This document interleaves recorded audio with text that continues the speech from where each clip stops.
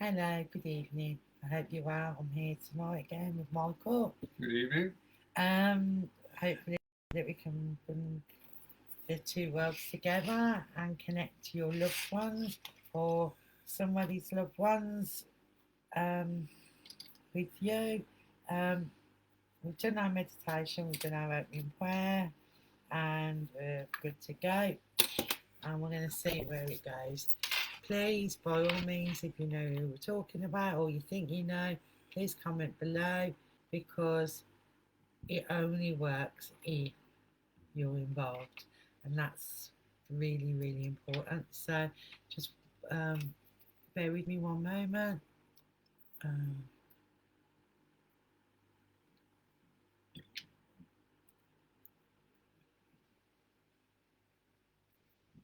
we will get there. Some time.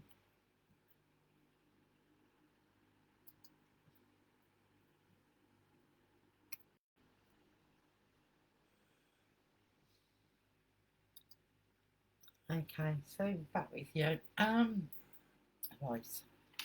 Um, I don't know who's going to start. I'm not sure it's going to be Sab or Michael. You. He always pushes it onto me. Have you noticed, ladies and gentlemen? It's always more of me to start, but we'll see where we go. So, you know how this goes by now. We go a little bit quiet, we try and connect, and then we get back to you. We get anything.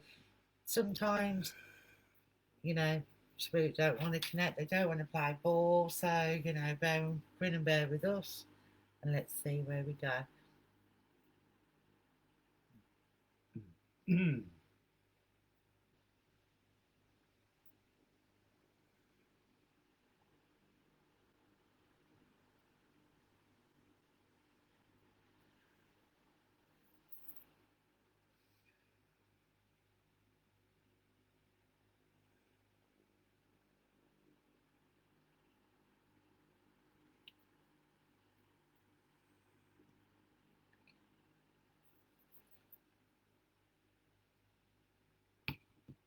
So when you see us go quiet, can I just explain that to you? Sometimes we might go a little bit quiet, but in our mind's eye, we are speaking to spirit or connecting to spirit, and we're asking questions because it's better than keep going a little bit to you back. So we ask a few things, so we've got a little bit of information to start us off and set us on our way. And with that, I've got a male with me. Straight away, he's telling me that he was a footballer. He tells me he was from Colombia. This is the first actually, Colombia. He tells me that he was quite professional and he thinks he was hoping to be signed to another team. He's saying Real Madrid is Real Madrid, and he's saying that there was talks going on just before he got ill. There was, could you show me a boardroom, and there's lots of black chairs and there's lots of people sat around a long big table, and they're on about um, selling or these players to this other team. Um, he said that I asked him, was he really like very good? He said he was. He was getting, and he was getting better and better every day. This is what he's saying, and he laughed. Um, he shows me that he liked to drive very fast cars, and I see him with a red fast car. Terrible with cars. I asked him what car. He just showed me the picture in my eye. So um, maybe that'll come to me in a minute, but I haven't got a clue what the car was. I know it was red, and it was a sports car, and it was a two-door car, and he showed me this. He's saying that this was the kind of lifestyle that he loved. Um, he's showing me that the way what happened with him was he was taken ill. When I asked him what he was taken ill with, he's saying he had a real bad chest infection that turned into pneumonia that needed him to go into hospital to receive IV treatment. While he was in hospital, again, contracted COVID and passed away. He's given me 23 as his age, um, and he's saying that he was just at the very, very beginning of his career. Life was just going to kick off for him, and people are very sad over that. And he says it was just something that happened. It was supposed to be something simple that he went into hospital with, but he ended up contracting COVID, and sadly he never got well from that. It shows me a mother. His mother would have always been acknowledged, noted. What would have been noted about his mother? She was quite short, and she was very tan skin, and she would have been well known and very, very religious because he's showing me a crucifix. So I believe that she would have been very, very religious. And when I say that, he's saying Catholic. He's saying that she was Catholic. The family had been brought up in a very, very, very religious circle, and he was always a mummy's boy.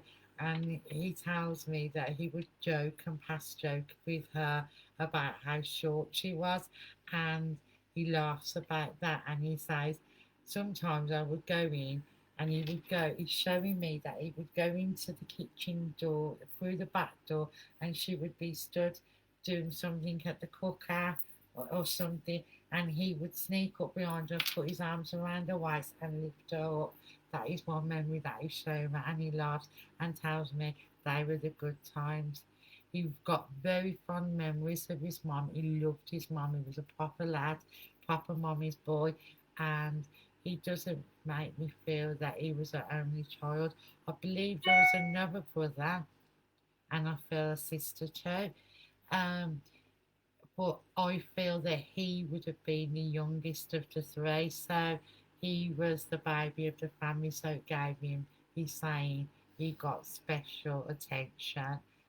So um, he's now mentioning his father would have also been a very, very religious man, but he makes me feel that his father was selling things on some kind of a market or something, some kind of that would have been his business, that would have been his career, that would have been what he'd done.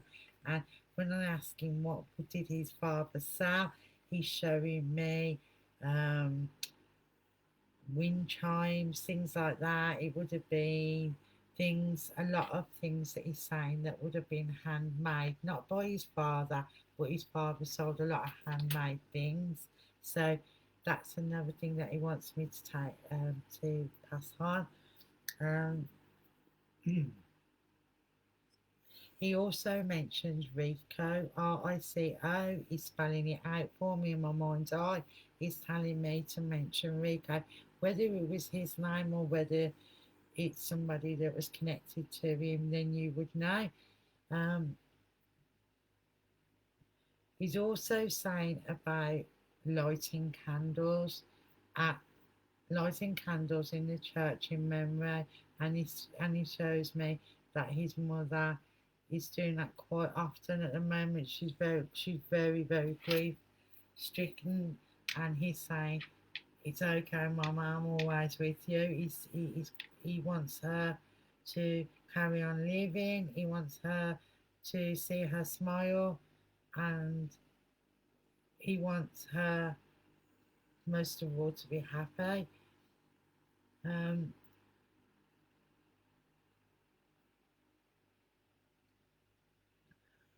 he also mentions about some kind of water feature that would have been made in their back garden, and he shows me real for fond memories of helping make that, put that together, and he's saying how much fun they had doing that.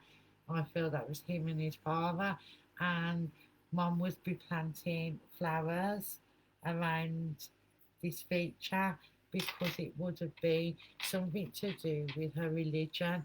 So it was some kind of a water feature, but there would also have been some kind of statue there.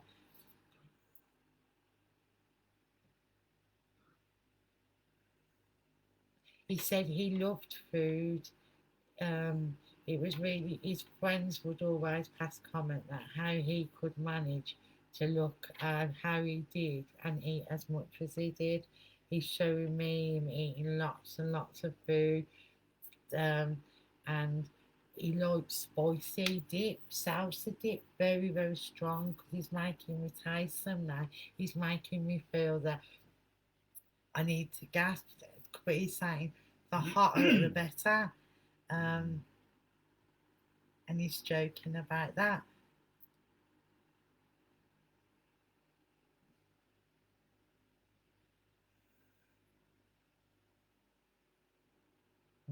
So it's saying November as would be a passing for him.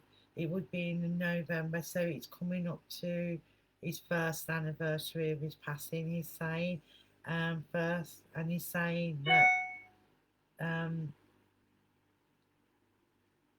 that it's very very hard for everybody, but he's okay, and he's kind of he's accepted what's happened.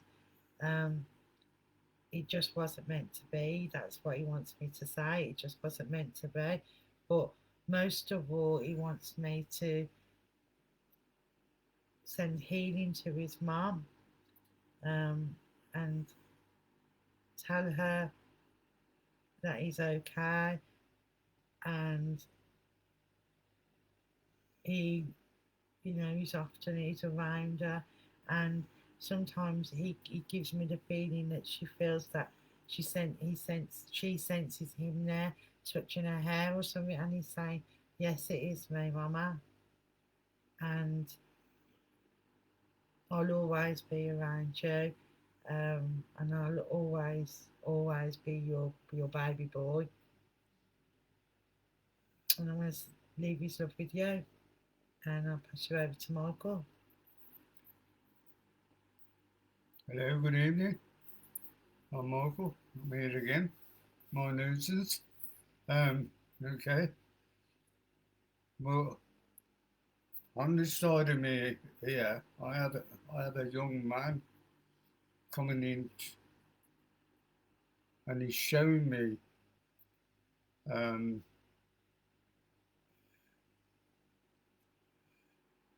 he's showing me he would have been born sort of in the late 1980s. Um, and he struggled a lot at school, and um, he was always struggling to get jobs and things like that. He just could not get ends to meet. Um, he lived with his parents, um, which I believe that his parents are still alive. He's a lad that came from Birmingham, he come from Solihull actually. Um, as I say, he lived with his parents, and he was the only brother, and I believe he had two sisters. Um, and then after a few years of being at home, he met a young girl, and they moved into his parents' home. But Dad was always a little bit strict. He didn't always make her feel that she was welcome there. Um, after a couple of years, they had a small girl, baby girl, named Shelley, and his partner, I believe, was named Kelly. His name being Stephen. And after a couple of years of the baby being born, with things going down work-wise and things like that, he decided that he'd like to join the services. He'd like to join the army.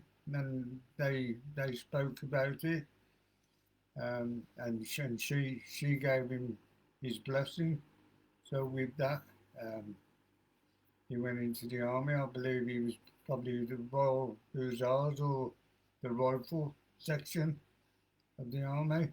He got to travel, meet new friends, do things that he never did before, that he hadn't had opportunities. He learned to drive, and like I say, travel. I believe that he did a couple of stunts in Northern Ireland, on duty there for a couple of visits, and then he went to, and then they was shipped out to Iraq. He did come on leave and that, and they had some very good times. She was a wonderful girl. She supported him in everything that he wanted to do, and he's so grateful for that, and he wants to thank her for that.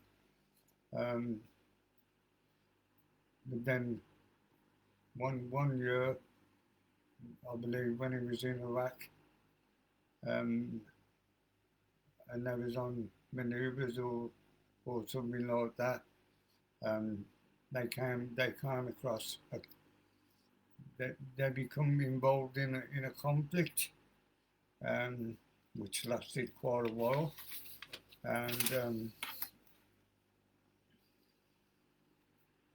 I believe that he had lots of friends around him at that time on the line there, and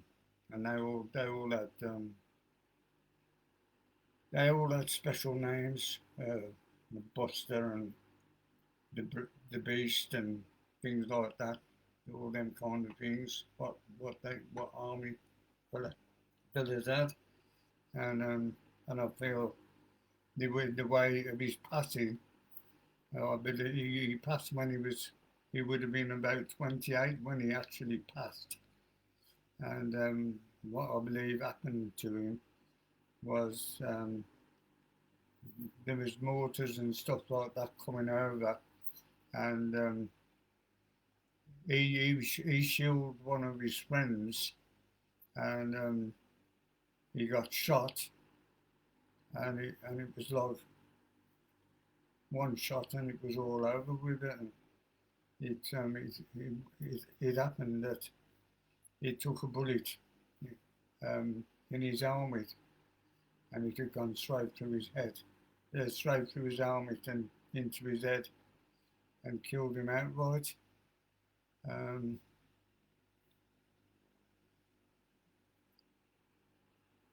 Which was quite sad. It was quite sad to the family, obviously, for his partner, and the child that he left behind.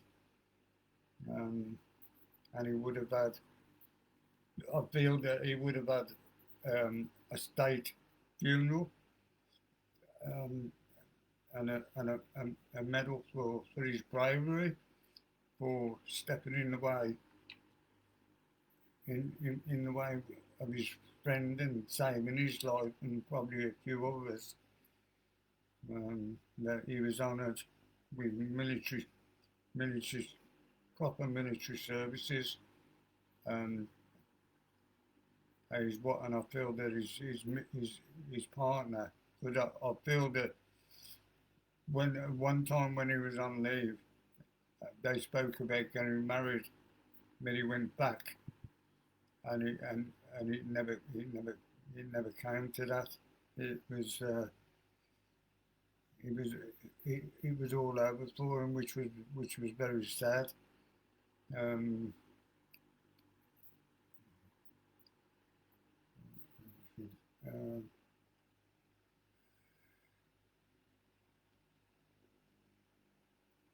he's saying that he's so proud of his partner, the way she's gone on with life, and he's also proud of his daughter, who has actually became a lady.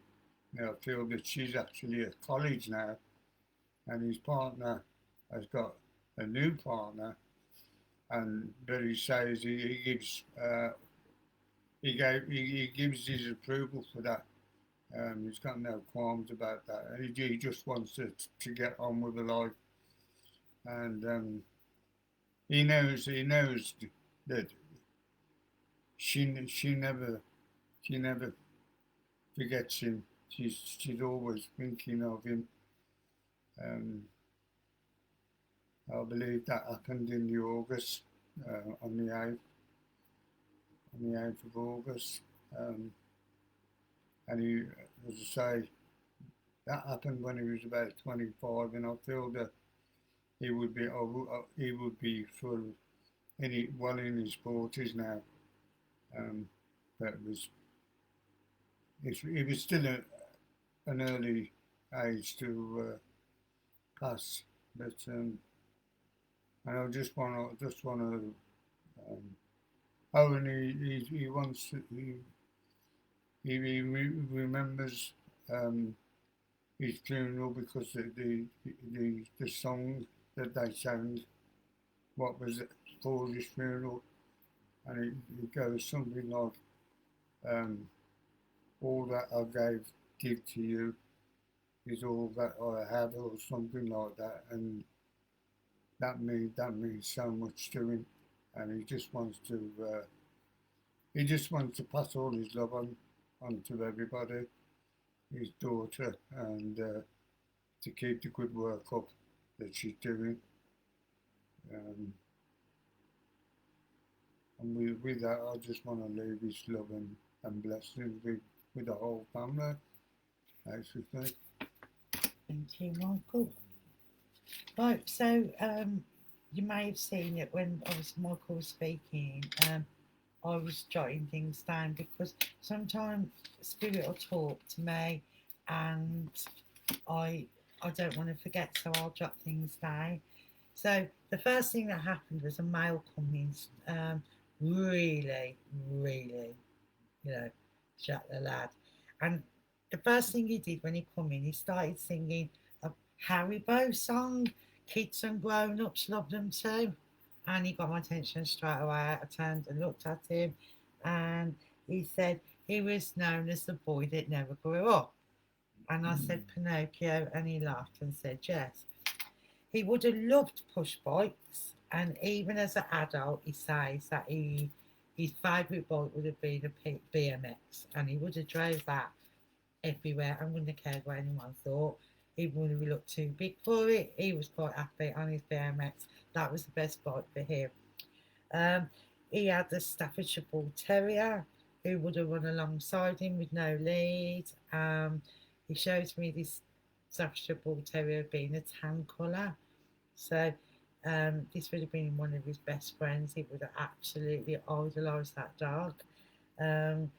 He gives me the name of Royston. Now, I don't know whether Royston was his dog, because just after he gave me that name. So whether Royston was his name, the dog's name, somebody else's, I'm not sure. I didn't get that far into the message.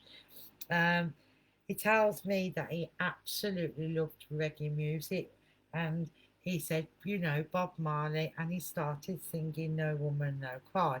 But while he was singing, he was also doing all the dancing and the moving. So I believe this is a kind of man that he would have been swinging his hips. He also tells me that he loved Ali Campbell and UB40, and he said he got a better voice though, and he should have been in the group, jokingly, and he makes a joke to that. He had a friend called Mac, and he also was friends with a lady called Michelle. I asked him if that was an emotional involvement, and he said, sometimes. So, make what you want with that. He also tells me that I need to mention that he had red hair, and that was something that would have he would have been known for. He had no children. He had one older brother who he never really spoke to. He liked to tot and he liked to party. This is what he says.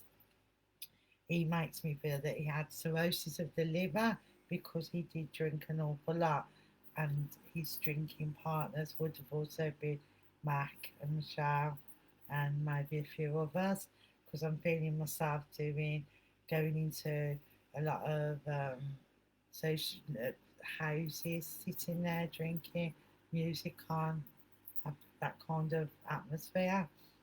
Um, he tells me he was diagnosed and told that he had to stop drinking with immediate effect, and he chose not to. He said he did try for a little while, but it wasn't him. He wasn't happy. He made me feel really down and depressed. Made me feel like his whole life was changing. The circle of friends, the life that he knew was not the same, and he couldn't deal with that. So he carried on to drinking. He went back to drinking. He mentions a friend taking care of his dog and to thank his friend. Um, his mum and him hadn't spoken for years, and I feel that was the same even when he passed. Um, I, he makes me go back to earlier times when there would have been a bit of a family dispute, argument, and there would have been a lot of words said that was probably unforgivable to his mum, and his brother would have took mum's side. So he kind of like they went in that direction and he went in his.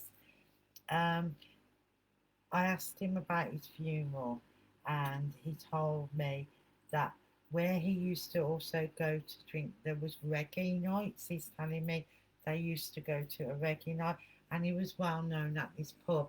And the pub did do several collections from the evenings that they had, raffles and things like that, and they raised enough money for him to get buried. And he said he wants to thank everybody for that because that was a real, he said, special touch. And they just went that little bit extra for me, he said. And I'm asking him that, what now? And he's saying that they also had, they went back to the pub and there was a reggae evening and it went on till really late, he's saying. And he's saying that there was pictures of him and whatever, and he's making me feel that there was also a book and people signed in there, and they wanted to mention memories that they had with him. And I feel that this book will be pride of place somewhere. He's telling Michelle, he's saying Michelle. So whether Michelle owns it, has the book now, and I also see that there's lots of pictures around, and I also feel that the gathering of the friends together and the evenings that they sit and have a drink together will be when they all discuss about him, and they'll talk about him, and he says they talk about me even still with so much love and devotion, and it's really special. It's really special. I didn't know I would have such an impact on people's lives. This is what he's saying, and he's saying it's nice, it's cool. That's what he's saying.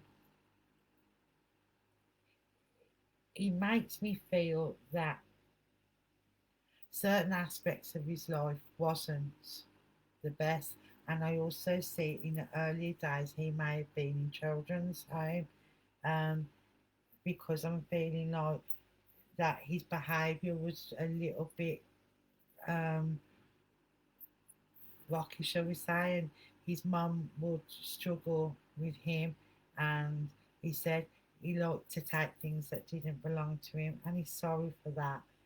He's sorry for the heartache that it caused his mum, but what can I do? That's what he's saying. What can I do about it? He's making me cough, as you can see, and I believe that he would have suffered at times with a bad chest. And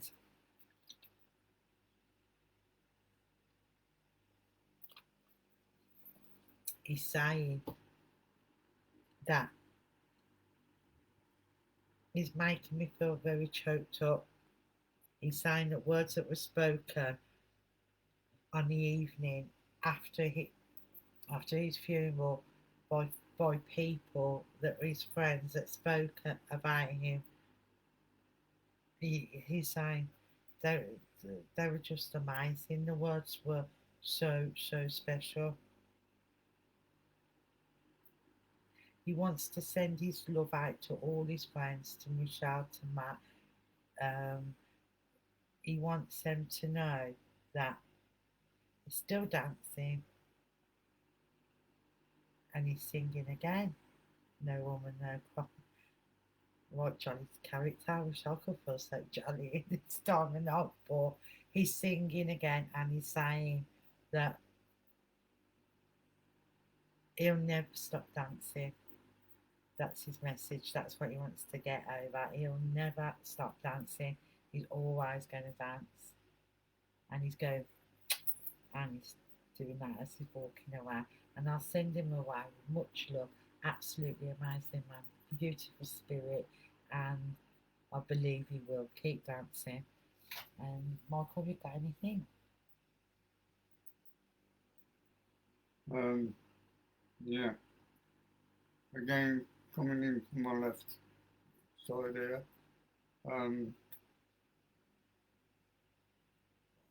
The spirit of the lady, and she would have been born in the early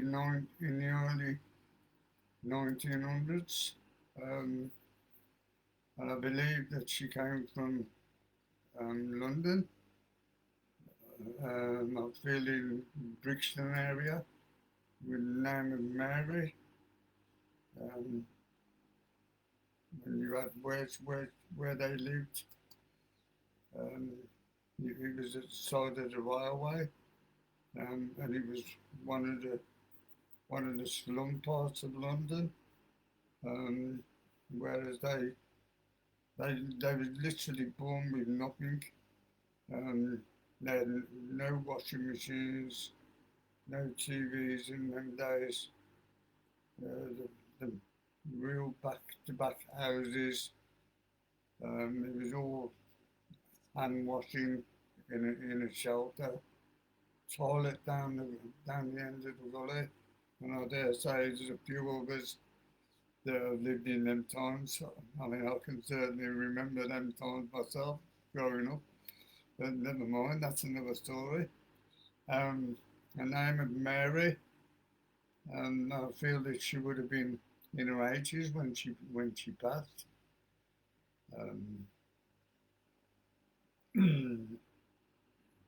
And I'm feeling very much chest problem because I'm really struggling to breathe. And I feel it's almost like a COP condition. And she always had a limp. I believe she used to limp on the right side. She had problems with her hip. There was lots of children. That's where no TV comes into it, I think. Yeah, I believe she had 6 children. I feel that her husband is in spirit with her as well. He would have been either Emmanuel or Samuel as a name. He would have passed quite quickly as well. But although they didn't have anything, they always lived for tomorrow. They never went without, and funny enough, that they shared, even though they had nothing. they both shared with what they've got. They never seen anybody else go without, and I believe that's what she brought the children up to believe in as well. I feel that there's a proper Christian family, very spiritual. Um,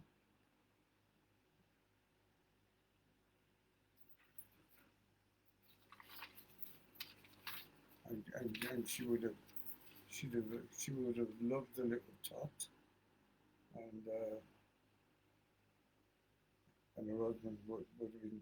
I believe her husband would have smoked a pipe, because I can smell I can smell the tobacco, the old oven, that sort of thing.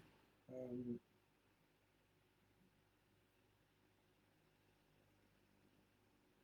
I believe I actually believe that one of our children would have would have turned out to be would have been turned out to have been a priest, because like I say, there was a very spiritual family.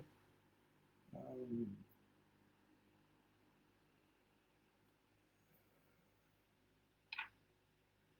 Although she struggled with the walking, she would still love to go out into the community, excuse me, and give what help she could to the other people that were unfortunate, worse off than what she was, basically. And she just wanted to help everybody, the homeless, you name it, she would have been there.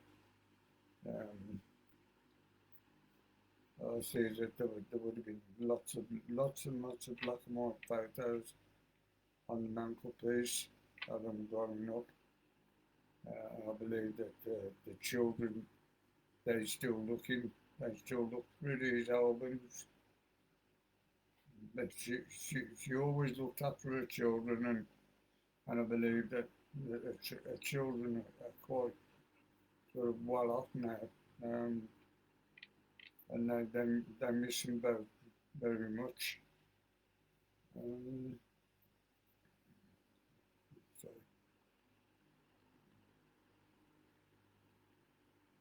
I believe that there's a passing in July, and possibly another passing in November.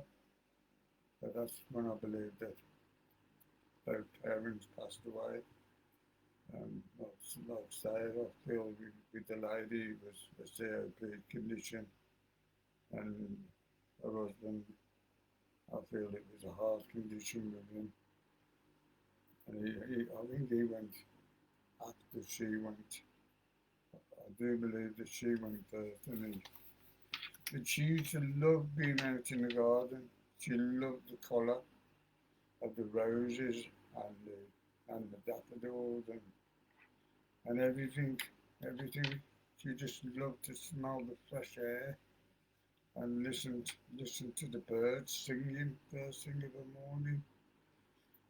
She always said that was the best part of the day, the mornings. You can keep the evenings, but give me the mornings, because they were the most precious. And, um,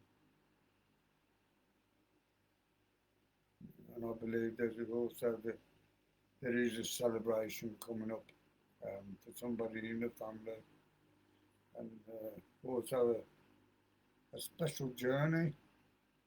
There's a special journey for somebody being planned, maybe a holiday somewhere, or a gathering of, to celebrate their life and their passings.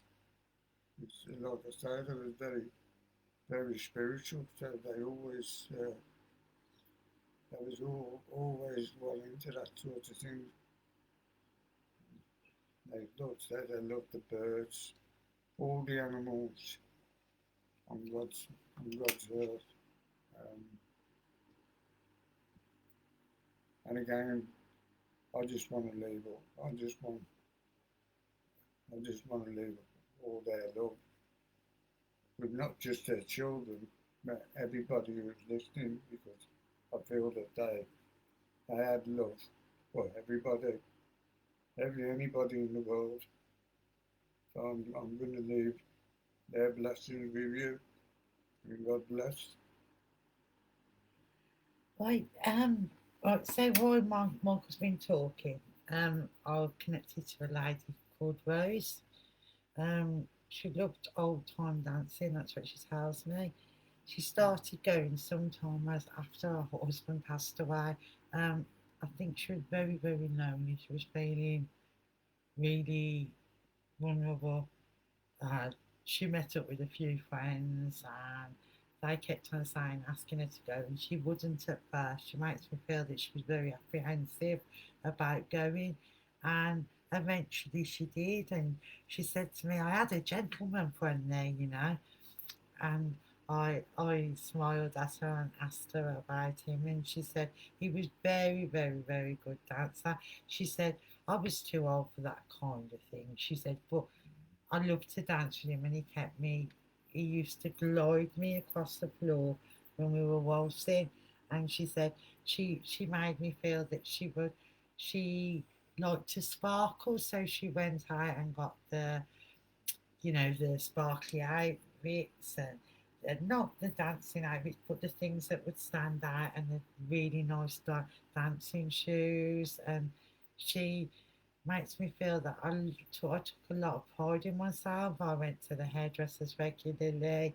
Um, I was immaculately clean and well at home and in myself. Um, she made me smell a beautiful smell. I asked her what it was, and she said it was Lily of the Valley. That's what she liked to wear. And I I passed comment that she smelled divine. She said she'd always been the same. She liked the floral kinds of smells.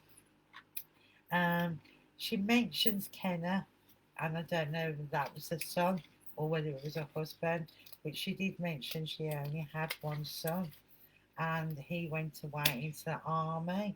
And she tells me that he met a lady and fell in love, and they moved into the army barracks, and her son was quite high ranked up, so I feel sergeant or something like that. And she never really got to see him. She said he'd call, but he never really come home, so she felt very, very lonely.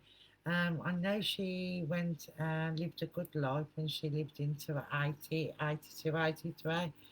And I know that she was a very well liked person, and she knew a lot of people in the road that she lived in.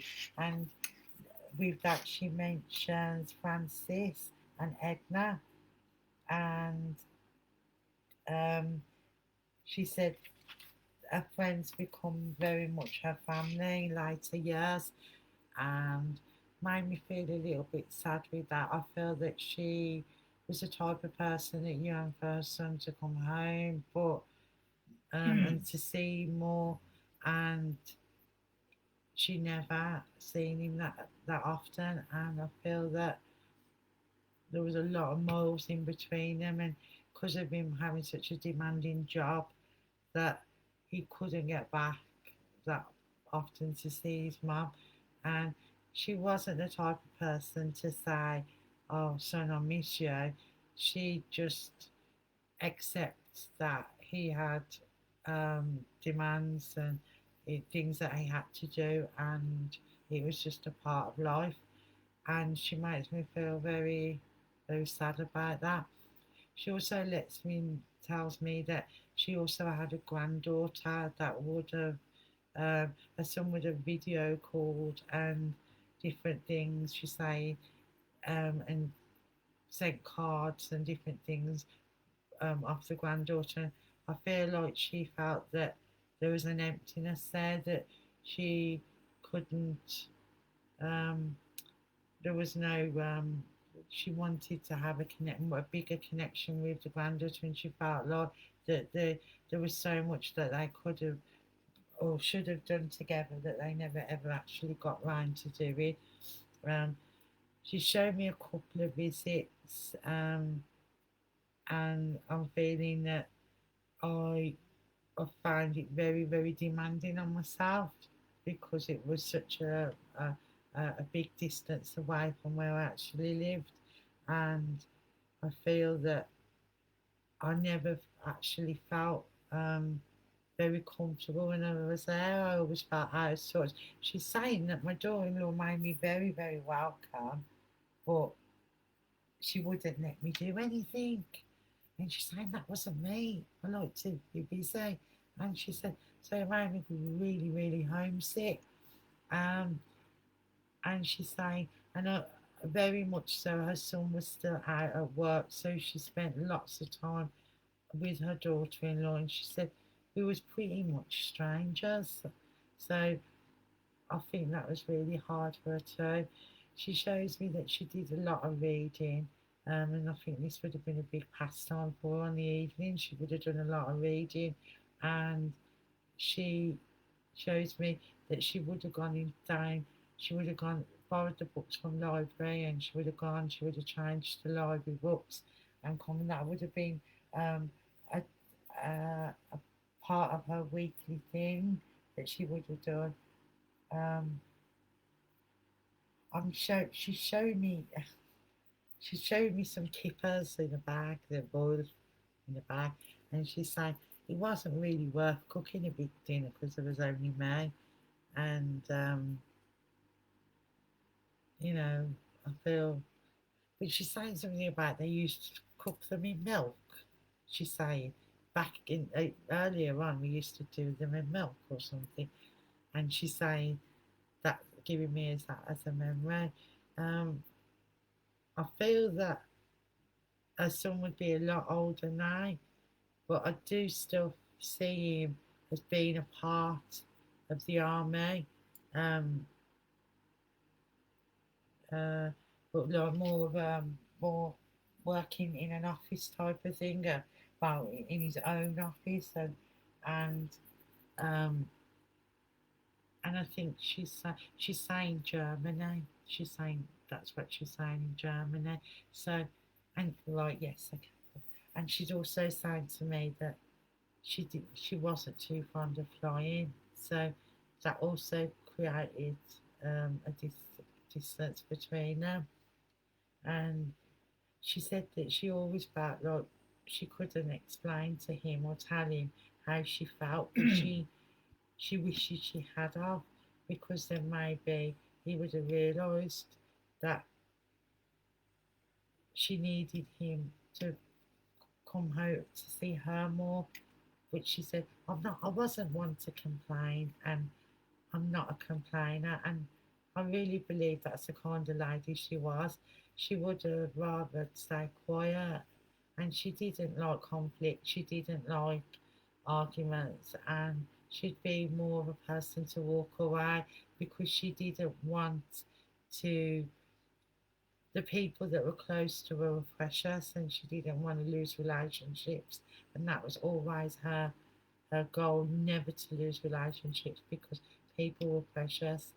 um, I asked her if she had got any pets or anything that would have kept her company, and she did show me a cat, and she said that her cat was a company. Well, she said when he bothered to come home, so I believe his cat was a little bit of a wanderer as well. And she said that she feels that he had a second home, and he liked. Right, okay. She's saying she used to kick. She's showing me that she would kick her shoes off or slippers off, and the fire would be right next to her. Her armchair would be in front of the fire, and she would watch the TV. And well, she's actually saying Coronation Street. So, and she said she used to love Crossroads, but it went off, and she's going on like that about the TV program. And she's saying she'd take her shoes off, her slippers off, and warming her feet, or she was watching the TV, and the cat would often lie across her feet, and she said, "Oh, I try to get up," and she said, "Oh, my leg would be dead because he was that heavy. He would lie across the feet," and she said, "Oh, fell on no circulation in my leg," and she passes comments about that. She's a very, very warm, loving soul. Um, and she tells me her granddaughter comes on the internet, and she said she's just hoping that she sees this. You should tell her Nana. Nana, that's how she would have called her Nana. Loved her very, very much. She wishes at the time that they could have had more time together and spent more time with each other, but it just wasn't to be. Right.